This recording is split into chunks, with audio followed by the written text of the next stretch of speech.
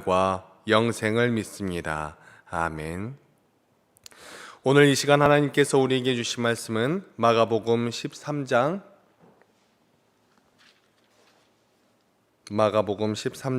1절에서 13절까지의 말씀입니다. 신약 77면에 있는 마가복음 13장 1절에서 13절까지의 말씀을 한 절씩 교독하시고 마지막 절은 함께 읽도록 하겠습니다. 예수께서 성전에서 나가실 때에 제자 중 하나가 이르되 선생님이여 보소서, 이 돌들이 어떠하며 이 건물들이 어떠하니이까?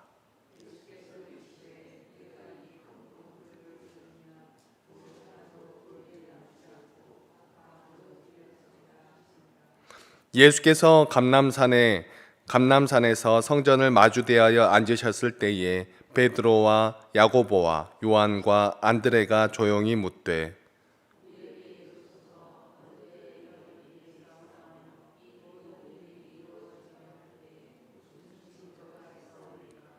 예수께서 이르시되 너희가 사람의 미혹을 받지 않도록 주의하라.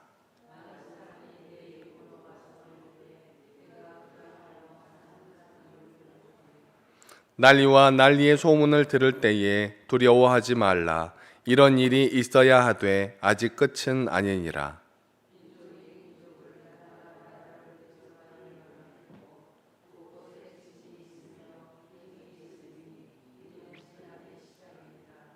너희는 스스로 조심하라. 사람들이 너희를 공회에 넘겨주겠고 너희를 회당에서 매질하겠으며 나로 말미암아 너희가 권력자들과 임금들 앞에 서리니 이는 그들에게 증거가 되려 함이라.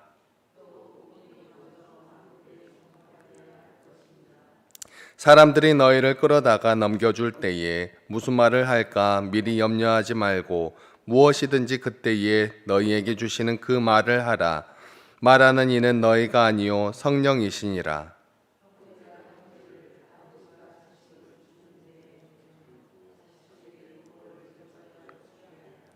또 너희가 내 이름으로 말미암아 모든 사람에게 미움을 받을 것이나 끝까지 견디는 자는 구원을 받으리라. 아멘. 오늘 이 새벽 시간에도 아버지 앞에 나와 기도에 힘쓰시는 여러분을 진심으로 환영하고 축복합니다. 오늘 본문의 말씀은 예수님께서 마지막 유월절이 있는 주간에 있었던 일입니다. 한 주가 시작되는 주일에는 예루살렘에 들어오셨는데 우리는 그 날을 종려주일로 부르지요. 백성들이 종려나무 가지를 흔들며 호산나를 외치고 예수님은 어린 나귀 새끼를 타고 예루살렘으로 입성하셨다가 성전을 둘러보시고 돌아가셨던 일이 있었습니다. 우리는 이날 예수님께서 이 땅에 오셨던 이유, 또 세상 모든 사람을 죄악의 권세, 사망의 권세에서 구원하려 오셨다는 것을 다시 한번 기억하였으며 제자들과 세상 사람들은 예수님의 이런 모습을 이해하지 못하고 있다는 말씀을 드렸었습니다.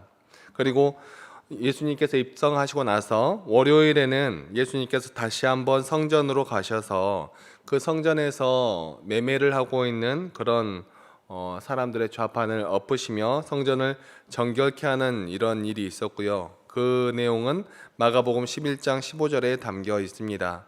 그리고 화요일에 예수님께서 성전에서 거니실 때에 예수님의 앞에 누가 나타납니다. 예수님께서 월요일이 지나고 화요일에 다시 그곳에 나타나셨을 때에 대제사장들과 서기관들과 장로들이 나와서 예수님의 앞을 막아섭니다.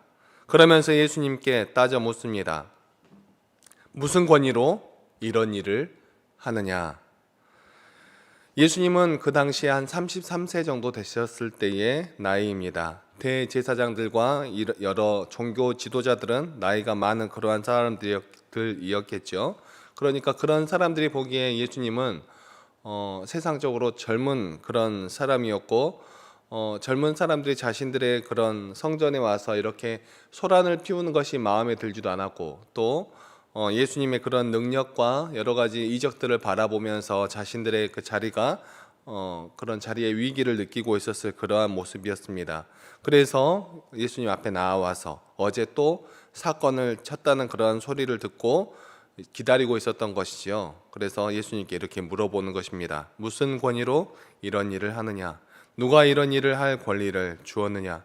이때 예수님은 이들과 여러 가지 논쟁을 하십니다. 이때 예수님은 12장 1절부터 포도원 농부 비유를 하시며 포도원 주인의 아들을 배척하는 것은 포도원 주인을 배척하는 것과 같다라는 말씀을 하시며, 이것은 곧 자신을 배척하는 것은 자신을 보내신 하나님을 배척하는 것임을 은유적으로 말씀하십니다.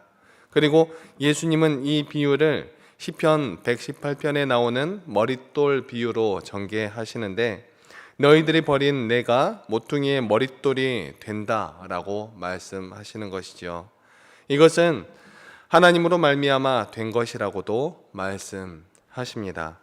지금 이 자리에 예수님과 논쟁하고 있는 사람들은 말씀드렸다시피 대제사장, 서기관, 그리고 장로들로서 이스라엘의 자체적인 의결기구였던 산헤드린을 대표하는 사람들이라고 해도 될 그런 사람들이었습니다. 그러니까 이스라엘의 최고 결정기구인 산헤드린에서 사람들이 나와서 대제사장들과 서기관들과 이런 사람들이 지금 나와서 예수님께 이렇게 따져 묻고 있는 것이지요. 그래서 정말로 정부 당국자들이 나와 있는 셈입니다. 그런데 이들이 예수님께서 그런 말씀을 하시는 것을 보고 예수님을 잡아가려고 하는데 주위의 사람들 때문에 예수님을 잡아가지는 못하였습니다. 예수님의 인기가 대중들에게 많이 높았기 때문이죠. 그러나 그들은 포기하지 아니하고 자꾸 다른 사람들을 보내서 예수님의 흠을 잡으려고 노력을 합니다. 로마에서 어떻게 해보게 하려고 바리새인과 헤롯 땅 사람들을 보내서 세금을 내는 문제로 태클을 걸어보고, 또 부활이 없다고 주장하는 사두개인들을 보내서 이들과 예수님을 대립하게 하기도 해보고, 또 서기관 중 한 사람을 보내서 하나님의 계명 중 가장 으뜸이 무엇이냐라고 물어보기도 합니다. 이때 예수님께서 대답하시는데, 우리 성경에는 첫 번째와 두 번째, 첫째와 둘째로 이렇게 나누어져 있지요. 첫째는 하나님 사랑이고 둘째는 이웃 사랑이다, 이렇게 나누어져 있습니다. 그런데 사실 헬라어 원어에는 이렇게 쓰여져 있지 않습니다. 우리 사람들은 간사해서 첫 번째, 두 번째, 첫째, 둘째 이렇게 나누어 놓으니까 첫째는 중요한 것으로 생각하는데 둘째는 조금 덜 중요한 것처럼 인식을 하는 그러한 경향이 있지요. 그래서 이 번역도 조금 바뀌어졌으면 좋겠다라는 생각이 많이 듭니다. 원어대로 해석해 보면 이렇습니다. 이스라엘아 들으라. 주 우리 하나님은 오직 한 분이시니라. 내가 주 너의 하나님을 내 마음과 모든 이해와 모든 생각과 너의 모든 힘을 다하여 사랑하는 이것이니라. 내 이웃을 내 몸과 같이 사랑할지니 이보다 더 큰 계명은 다른 어떤 것도 없느니라.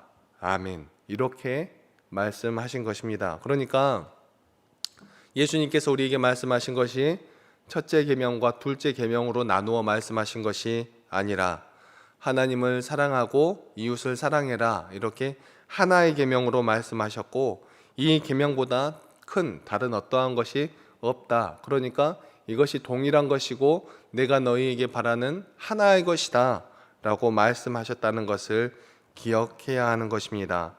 이 말씀은 100번을 들어도 1000번을 들어도 10,000번을 들어도 그리고 10,000번을 강조를 하더라도 부족하지 않은 말씀입니다. 왜 그러냐면 우리 모두가 이것을 잘 알면서도 그렇게 살아내지 못하기 때문에 그렇습니다. 아무튼 이렇게 성전에서 종교 지도자들과 논쟁을 하시던 예수님께서 성전에서 나가실 때에 제자 중 하나가 와서 물어봅니다. 그것이 오늘 본문 1절의 말씀의 시작입니다. 오늘 본문 1절 말씀 함께 읽겠습니다. 시작. 예수께서 성전에서 나가실 때에 제자 중 하나가 이르되 선생님이여 보소서, 이 돌들이 어떠하며 이 건물들이 어떠하나이까. 아멘. 갑자기 조금 뚱딴지 같은 질문을 하는 것처럼 보여지지요. 갑자기 웬 돌들을 묻고 갑자기 웬 건물들에 대해서 묻는다냐라고 생각되어집니다. 그러나 우리는 조금 전에 있었던 종교 지도자들과 예수님의 논쟁을 보고 온 참입니다. 그 대화 중 있었던 머릿돌 비유가 지나가던 중 보이는 돌들을 보면서 떠오른 것이지요. 건축자들이 버린 돌이 모퉁이의 머릿돌이 되었다는 그 말씀을 생각해 낸 것입니다. 그래서 제자 중 하나가 이렇게 물어본 것이지요. 예수님, 저 버려진 돌들이 그럼 저 건물들의 머릿돌이 될 수도 있겠네요? 라고 물어본 것입니다. 그러자 예수님은 대답하십니다. 이 큰 건물들이 성할 것 같으냐? 이 큰 건물들을 보느냐? 내가 말하는데 이 큰 건물들 중 하나도 돌 하나도 남지 않고 완전히 파괴되어 남은 것이 없을 것이다 라고 말씀하시는 것입니다. 제자는 그것에 대해서 약간 엉뚱하게 질문을 하였는데 예수님의 대답하시는 그 말씀도 약간 엉뚱한 그러한 대답이십니다.